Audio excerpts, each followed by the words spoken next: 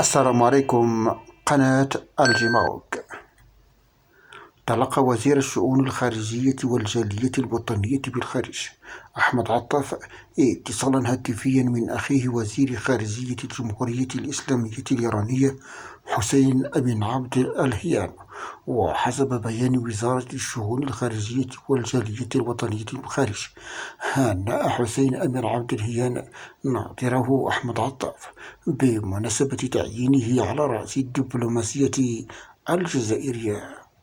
وأضاف البيان أن الطرفان تبادلا التهاني والتبريكات بمناسبة حلول الشهر الفضيل، واستعرض الطرفان العلاقة الثنائية بين البلدين وآفاق تعزيزها، حيث اتفقا على ضرورة إضفاء ديناميكية جديدة على آلية التعاون الثنائي في إطار التحضير للاستحقاقات الثنائية المقبلة.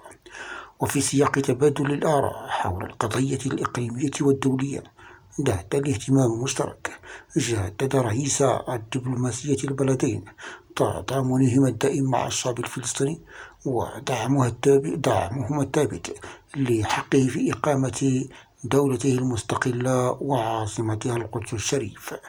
وكما أكد على تمسكهما المشترك بمبادئ وأهداف ميثاق الأمم المتحدة وحركة عدم الانحياز، وأكد دور الدبلوماسية متعددة الأطراف في بلورة حلول سليمة وبحلول سلمية للأزمات من شأنها أن تمكن المجموعة الدولية من تجاوز حالة الاستقطاب الراهنة وتجنب عواقبها الوخيمة على السلم والأمن الدوليين.